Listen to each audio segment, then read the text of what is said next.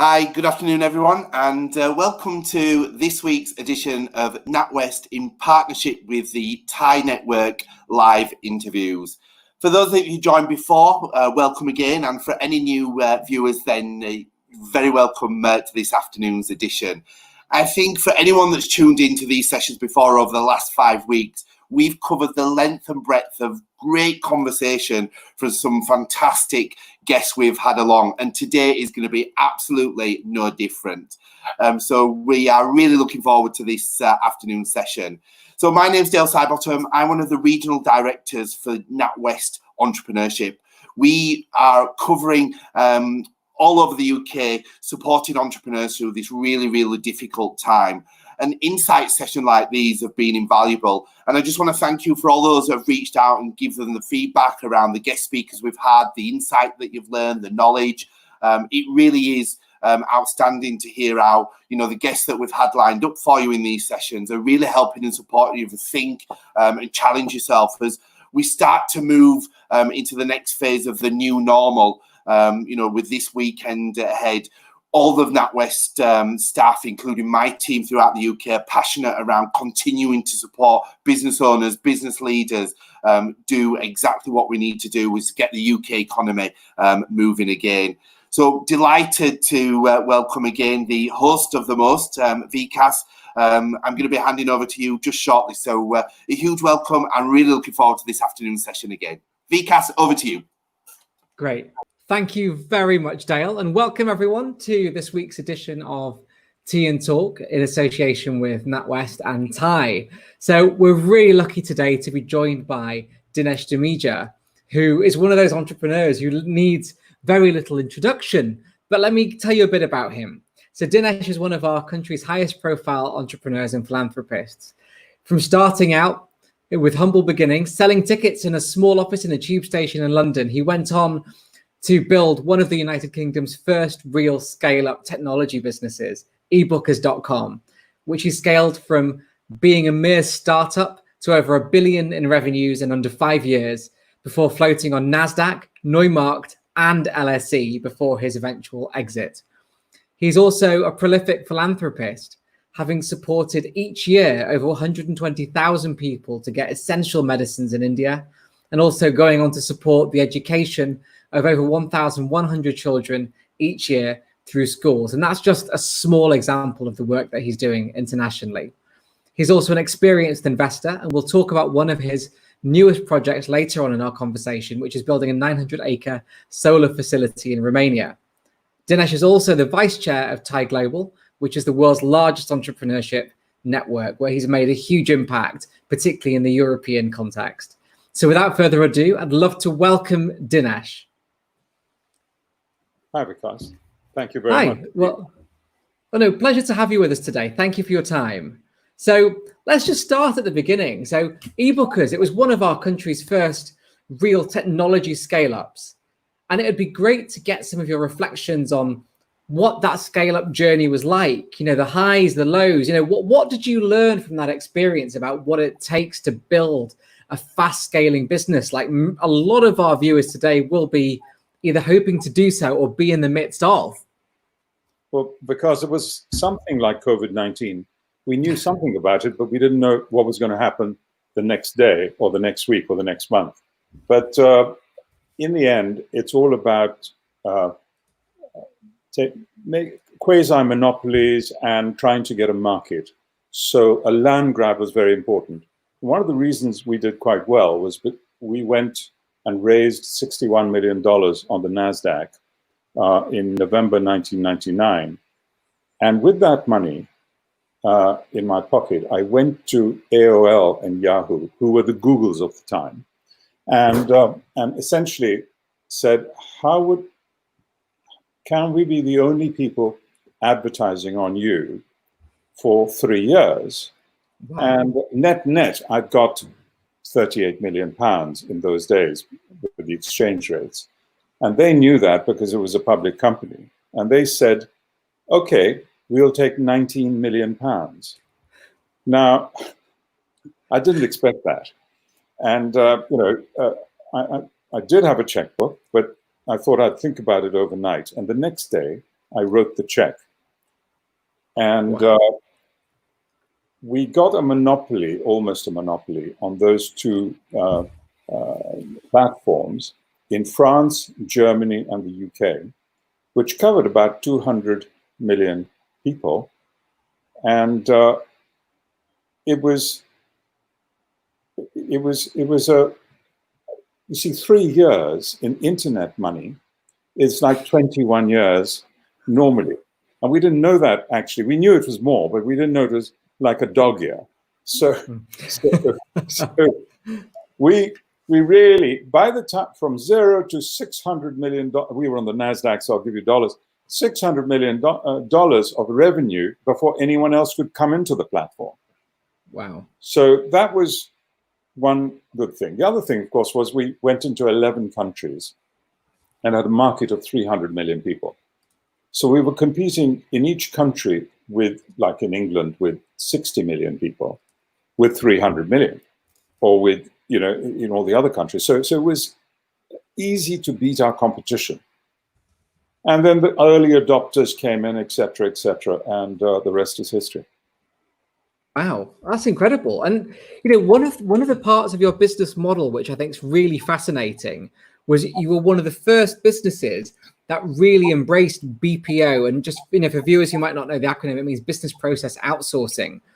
And you know, you really embraced that, the Indian aspect of BPO, not just in that, you know, traditional trope of it being a call center, but actually making a huge impact on your scale journey and the performance of the business. And it'd be great to talk about, you know, how that was set up, how you scaled it, and how you actually leveraged that to bring benefit to the business. No, thanks. That's a nice, good question. Because we were in 11 countries in Europe, and different languages, of course, Swiss German or Swedish or Finnish, etc. And what we needed to do was we needed to get the right accent for the BPO in India. And so what we did was we advertised on our websites in these countries and asked for 5 graduates to spend a year in India on Indian salaries with free food and accommodation. You know, the northern countries don't have much sun in the winter. So they said, yeah, well, we got 150 applications just, for example, in Finland. Anyway, so people used to ring in Finland or in Sweden or in Germany, and they used to talk to someone with a German, Swedish, Finnish accent from their country, which was far better than talking to an Indian with that with their accent. So there's a case study written on our BPO in India for London Business School, but there were many. There were 12 different disciplines that we did. The other was ticketing. India, being 4 or 5 hours ahead, would ticket all the tickets that were sold the day before. In those days, there were satellite ticket printers, but there were no e-tickets as such. So we had to do, you know, physical tickets. And so London, if the UK sold 700 tickets, there were 700 tickets in a batch. When our chaps came in at 8 o'clock or 9 o'clock, they had them all ticketed. So things like that. We had a training academy, et cetera, et cetera. So I won't go into more detail, but the time difference played a part too. Wow. And actually within travel, you know, travel is an industry which, you know, many people regard as, you know, leading innovation, but the work that you did took travel really a leap ahead of where it was. You know, what was it that made you see that opportunity that other people hadn't seen or exploited yet? Because I think in any entrepreneurship journey, that foresight of connecting the dots or seeing what other people haven't seen is what often creates that scale opportunity. We were lucky. The United States was 3 years ahead of us on the internet. So we could see certain companies doing quite well and why they were doing well. And there were 3 pillars, 3 verticals that did quite well on the internet. It was gambling, porn, and travel. And so, I mean, we didn't want to go into those, the first 2. So we were in the travel business. So we went into travel. But we could see what was going on there, and we knew it was going to come to Europe.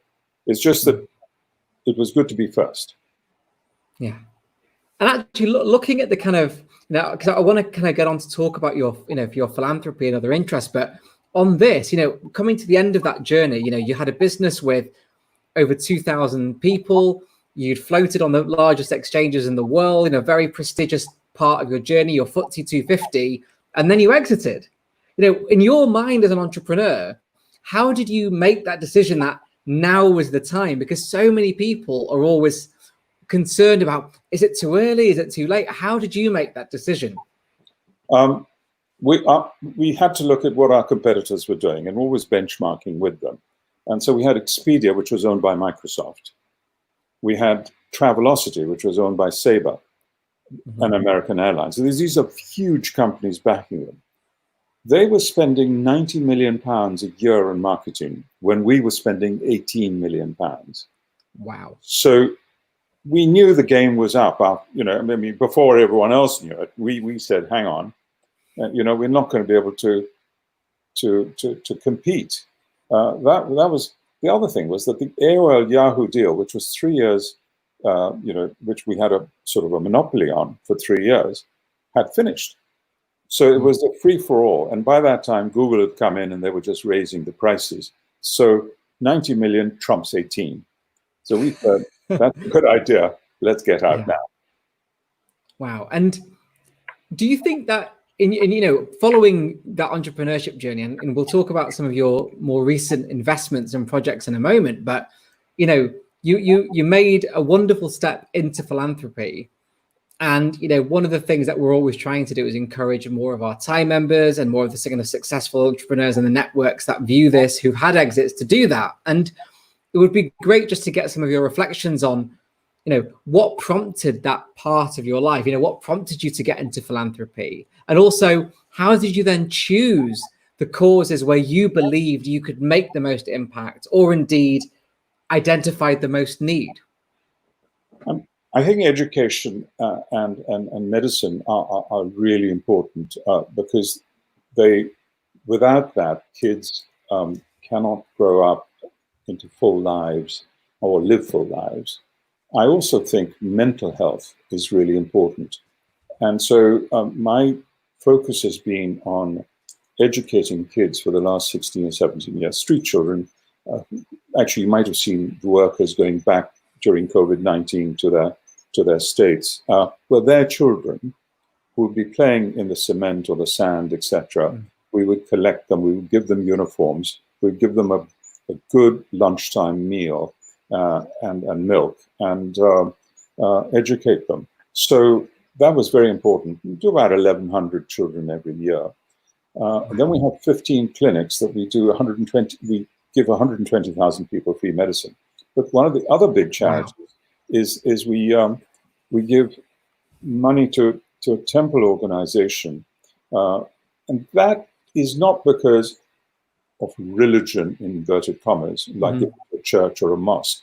It is people go there, about 20,000 people every day, or 100,000 on special occasions, go there a day for peace of mind. They just want to relax. They want to come down, and that really helps the mental health of the community, and that's why we give it. But I do a lot here as well.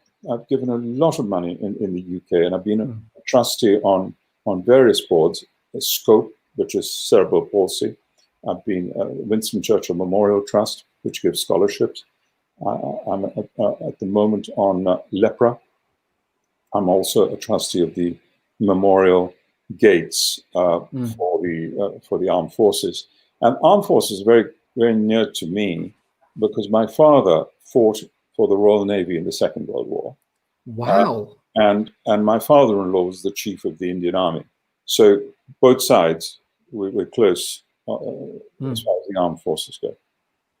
And you came to the UK as a kid, as a kind of son of a diplomat, and so you will have had quite a large world view for someone of that age. And do you think that actually the amount of exposure you had to so many things happening in the world through that kind of diplomatic life, because you travel so much in that, do you think that's also impacted how you've approached philanthropy? And I think the reason I just wanted to stay on this point a moment is, I think it would be great to encourage more people who found that success through an exit or through, their business to do more?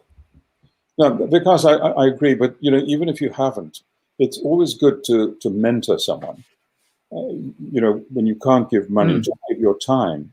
It's great, and you learn quite a lot yourself, because we all think, because we've had a success or two, we know much more, and it's not true, because things are moving so fast that we learn from our mentees.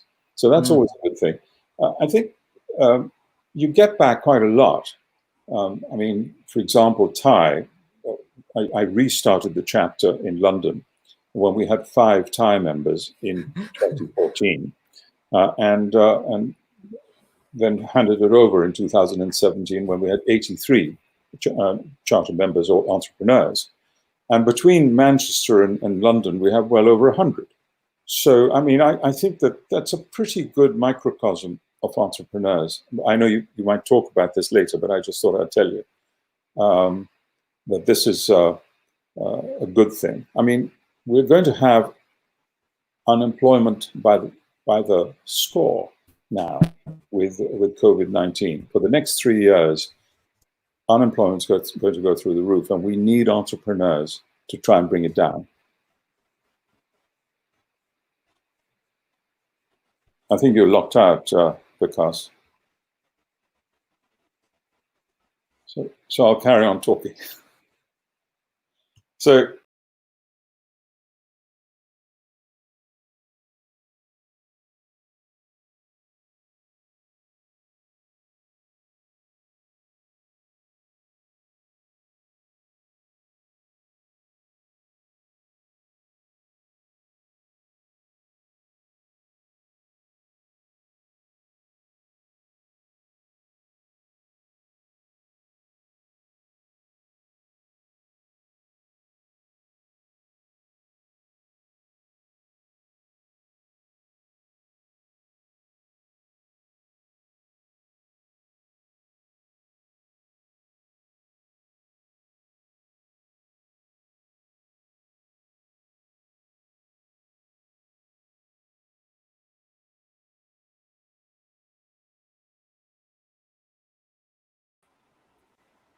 right, with that.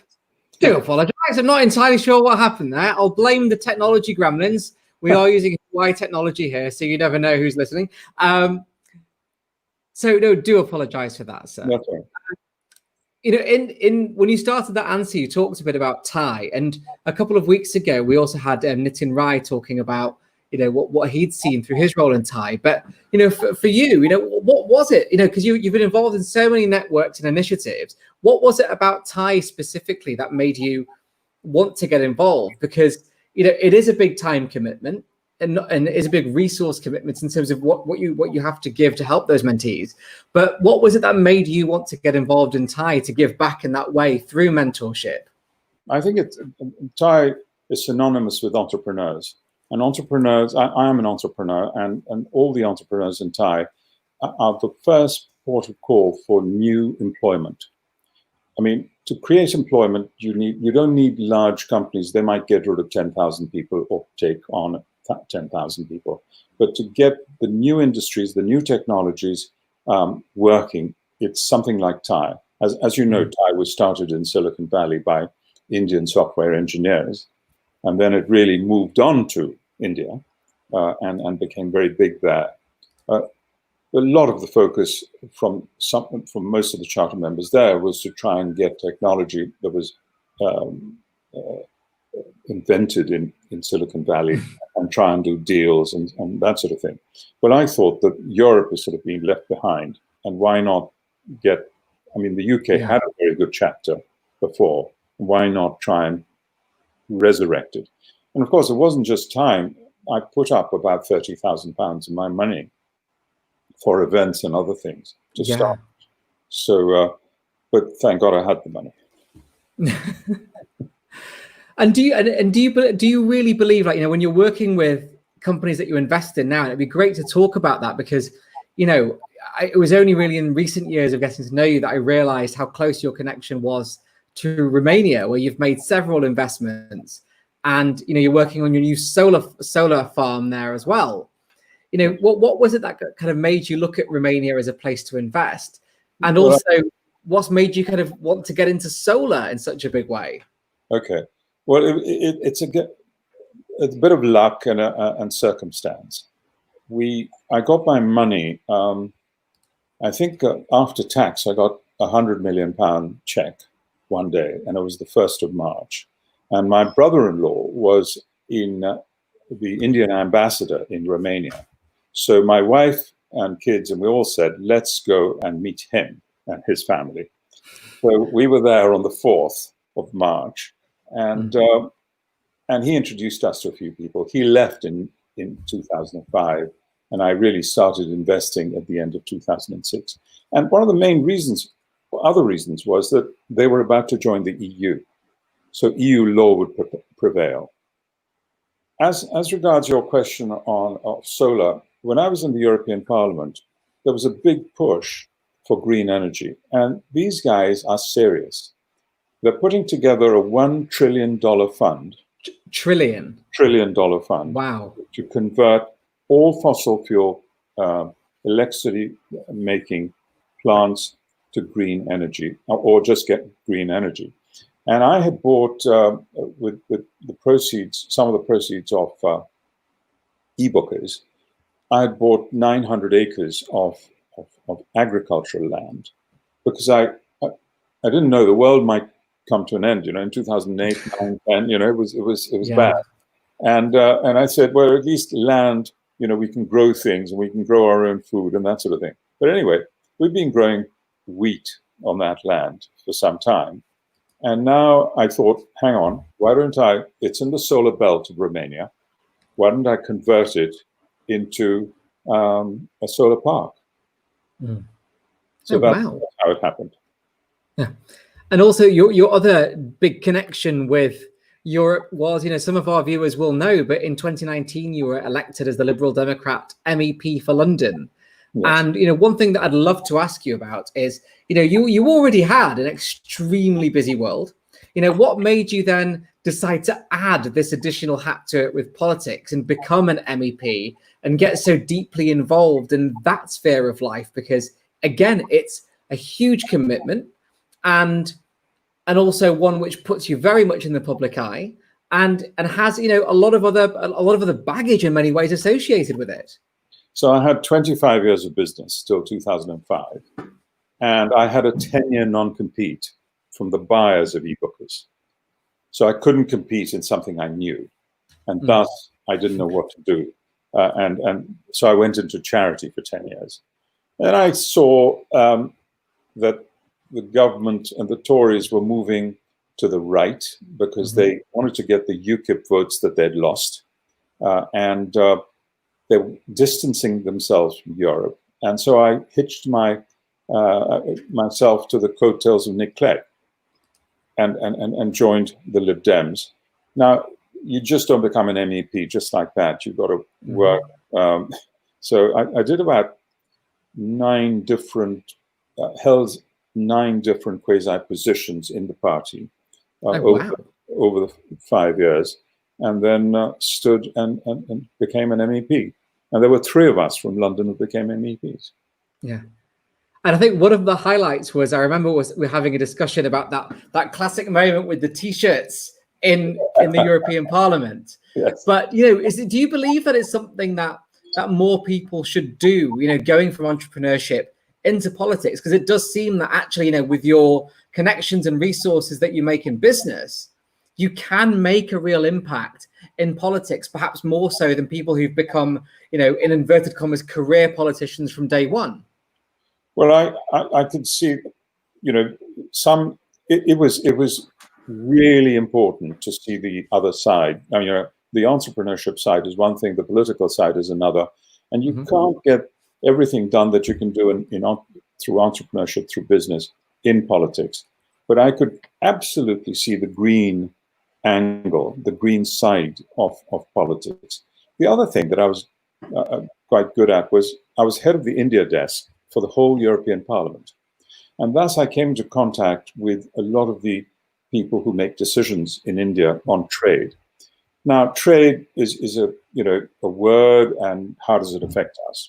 Well, for every £50,000 worth of exports, we create one new job.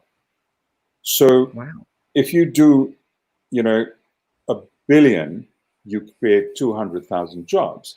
I mean, so I looked at this trade and I saw 125 billion being done with the whole EU, including the UK and India, 50-50, about 62.5 each side. And if we did a trade deal, i.e. took away all the tariffs that were there, we would double, I'm just taking a figure, double the trade. So we would do another 125 billion. I mean, that is like, I don't know how many jobs, but I haven't calculated, but I mean, divide that by 50,000 and you'll see the number of jobs. Huge, especially now with COVID, we're going to have unemployment soaring for the next 3 years, and we need to employ people. So trade is important.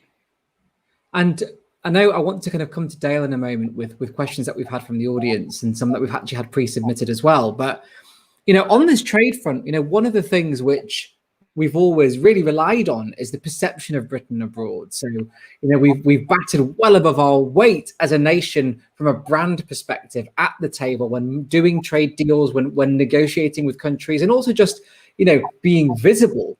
Do you think that whether it's Brexit or whether it's our response to COVID, do you think that the brand of Britain abroad will still carry enough weight to give us that economic leverage to build these trade deals and to start to, really grow again?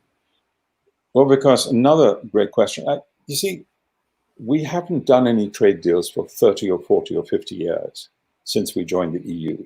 And what's really happened is that our civil servants who were specialists in doing these are not there anymore. They've lost that knowledge of doing deals. So we have a great brand, but it is being denigrated by all our competitors.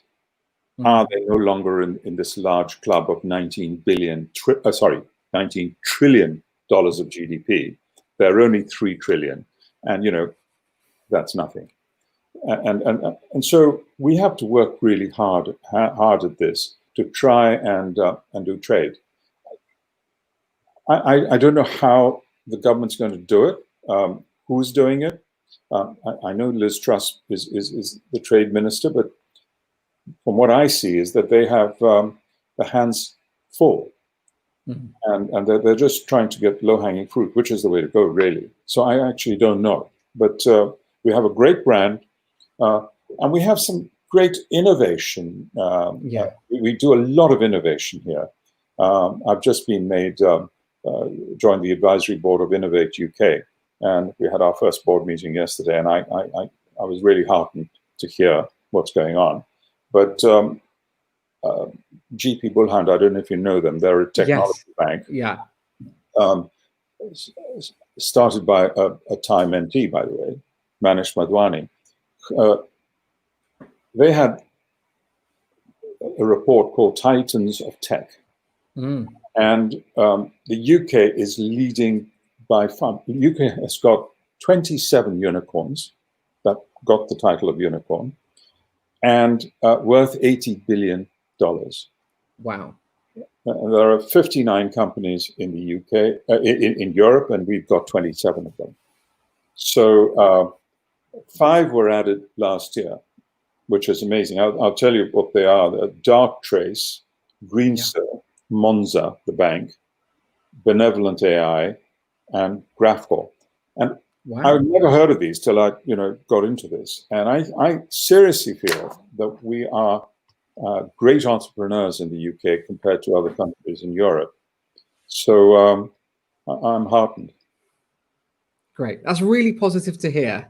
And now I'd love to bring in Dale now with questions from the audience and pre-submitted questions. So Dale, welcome back to the screen. Excellent, thank you. And Vikas, Dinesh, thank you so much. Again, such an insightful session. And the last 25 minutes, just hearing all of that is just really well received. So just a question maybe for both of you, actually. First of all, just had a question coming in about the TiE network. So I live outside of London in the Midlands. How do I get involved with the TiE network? Should I answer that, Vikas? Yeah, go ahead, please. All right. Dale, as everything's virtual, and we have meetings every couple of weeks and quiz nights and that sort of thing. The main point is that you meet other entrepreneurs, and also once you become a charter member, you have access to 2,900 charter members or entrepreneurs around the world. So if you're in the, I don't know, hotel business or restaurant business or whatever, you can find other entrepreneurs, talk to in Hong Kong or in India or in Australia, wherever you like. And being in London, it's such a central point in the world. People always come through London. So you can meet them and, just have lunch or a coffee, and an exchange of ideas gives you a lot more. You don't have to sell yourself or sell or buy them or anything else, but just make friends and you get a lot of knowledge. Excellent. Okay, thank you. Okay, so we've got a couple of COVID-related questions. So first question is around what, if anything, is needed right now to support business survival, other than the government initiatives such as C-bills and B-bills, which is the loan incentives. So say that again. Yeah, I know the C-bills, B-bills, but yeah. What more support is needed for business survival? I think the Financial Times took out the 100 companies that have really done well during COVID-19. A lot of them are tech companies, etc. You've seen the NASDAQ index up from its high before COVID by another 14%. So there are certain disciplines like airlines, cruises, travel agents, restaurants, you name it. There are tens of these. The service businesses are going to suffer, but you want to be in whichever way you look at it. You can work as hard as you like, 24 hours a day. It's going to be very difficult. People are going to be moving online big time. They actually, because of COVID, they've moved online big time. So if you don't have an online offering and thus reduce staff and reduce overheads, you are not going to do well. Mm-hmm. So I don't think the government has limitless money. Mm-hmm. In the end, we'll have to sink or swim. Obviously, we'd like to help in any way, but one might want to band up with others and have size. One might want to form an association or join an association so that you can get ideas. But we were all, I started in Earlscourt Tube Station in a kiosk on the Warwick Road side. It was like 70 or 80 square feet. And my wife and I were sitting there waiting for customers to come in with a sandwich board outside. And that's how we started. And then they would come in and we would look at the full fare, while all the other travel agents on the other side had negotiated fares, which were 60% below. So we used to say, oh, ticket to Australia, £3,000, and they'll say, thank you very much. And we said, what is happening? Why aren't they buying from us? And so then we said, we'll offer them free coffee and tea. Mm-hmm. When they came in, we offered them, that was our first market research. We offered them free tea, coffee, and they said, that agent is selling at 500, that agent's selling at 600, and you're selling at 3,000. I said, oh, thank you very much. And then we found out the sources where they bought from and started selling. So we've got to do this. Mm-hmm. Mm-hmm. Excellent. Another question around staying positive. So as a small business owner, finding it tough to stay positive at the moment, any tips? You've got to cut your overheads to the bone. Mm. And your partner has to be absolutely 100% with you. In fact, my partner, my wife, worked with me. So, and a lot of people say, oh, it's not a good idea to have, bring back work home or anything like that. But it didn't, our backs were to the wall. like now. So you've got to be able. So work hard. You will get your breaks. Just try and, as Gary Player said, the harder I try, the more success I get. Yeah. Excellent. Okay, quite a few investment questions coming in as well, actually. So first question is, what were your learnings from your time at Silicon Valley? So I always feel that Silicon Valley have been at the forefront of all the technology innovations. Actually, the Chinese have just taken over. But till now, Silicon Valley is in the top. And there are certain private equity funds like Sequoia and Kleiner Perkins and others who actually backed all the top names, Google, Amazon, you name it, they backed them. And there's so much more money there that even if you find a technology like Skype or anything else here, they will take you there. If they say, we'll fund you, but you've got to come under the umbrella of Delaware and come there, because we can't mentor you from here. They're based in Silicon Valley and they won't mentor us here. So the point here is this, that they have a lot more money. Having said that, this titans of tech, we are the Europeans, which includes Israel in this, are growing really well. But we don't have these great champions of the alphabet, the Google, Microsoft, Amazons. They're huge. I mean, Amazon, I think, put on 100 billion in the last 3 months for COVID-19. Amazing. Wow. But we need to build champions. And with 66 million people, it's more difficult as a market than with 500 million people in Europe. Mm-hmm. So we want to try and get a worldwide market, but try and get the taxation and everything right with all these people. God, month of Sundays. A question quite closely linked to that. So someone's asked, are the unicorns you mentioned able to get investment here without going overseas for monies? Well, investment comes to those who have good managements and good ideas. So you don't worry about, we don't have that kind of money in one country. It comes from all over the world. Temasek from Singapore has invested. They're all trying to make money from their money. And as long as they think it's a good idea, they'll do it. And I was only giving you the companies that reached $1 billion in valuation, which is what a unicorn is in 1 year. Mm-hmm. So, I think you've got to have a massive vision rather than I will only do things in let's say Yorkshire, or I will only do things in London. Just don't do the UK, do the whole of Europe and the world. And then people will say, hang on, these guys have got something. Mm-hmm. Yeah. I had a question about Innovate UK, actually. I know it's quite new for you, but what are you looking forward to around your journey with Innovate UK? I think what we need to do is to get alignment on, I think we give £1.4 billion to industry. And to service businesses as well as industry. And what we need to do is get alignment on that money and then provide mentorship as well.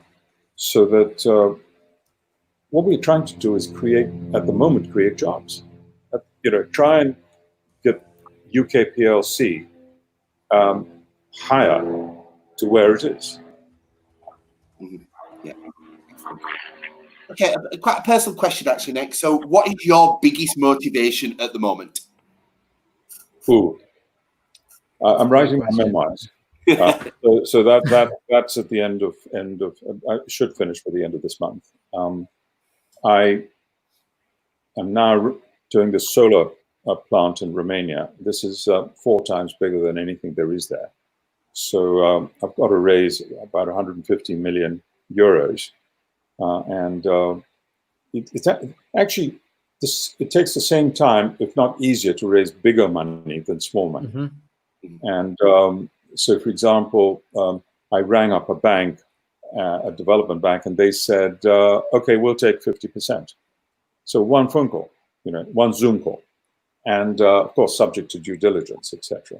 And so the point here is that you can raise 75 million just like that. Having said that, it's the last 75 that's more difficult. So what you need to do is, it's got to be the right project. It's got to be, people must want it. It's cheaper than fossil fuels. There's no pollution with COVID-19. You've seen the air much cleaner and better. So that's my focus at the moment. Excellent. And someone said, Dinesh, thank you so much. Loved hearing from you. What's been your biggest learnings over such an incredible journey? A lot. By the way, I was asked a question as to what were the downtimes that we had. I mean, we had the internet bust, we had 9/11, we had the SARS war, SARS, and then we had the Iraq war, and then we had the tsunami, if you remember. And we were selling online. You can imagine what happens to businesses in the travel sector when these things happen. And now, of course, COVID-19. I mean, it's amazing. So there are lots of bad times. And by the way, the bad times make you appreciate the good times. Yeah, no, definitely. Totally agree with that. Totally agree. Listen, I'm sure we could stay here going through lots and lots more questions, but I think pretty much our time is done. Dinesh, thank you so much from all the viewers, everyone at NatWest. That was just. Dale, can I make one point? Yes, please do. Contact Vikas or me through you if anyone wants to join TiE. Yes, absolutely. Excellent. Yeah, absolutely. We will definitely make that happen. Because on that note, I'll hand back to you just to give us a summary and just talk around next week. Yeah, great. Well, first of all, a massive thanks, Dinesh, for taking such a lot of time out of your day to join us. It's been really fascinating hearing your journey, and I'm very much looking forward to your memoirs coming out. I think it'll be wonderful to get to know more about that journey that you've been on. And thanks everyone for joining us via this platform today. And same time next week, we'll be in conversation with Rick Campbell, one of the UK's fastest scaling restaurant and hospitality entrepreneurs, who'll be talking to us about what it takes to make great hospitality businesses, but also how COVID has been impacting that sector and what they're doing to be innovative, agile, and respond. So thanks everyone for joining us. Thank you again, Dinesh, and we look forward to seeing you next week.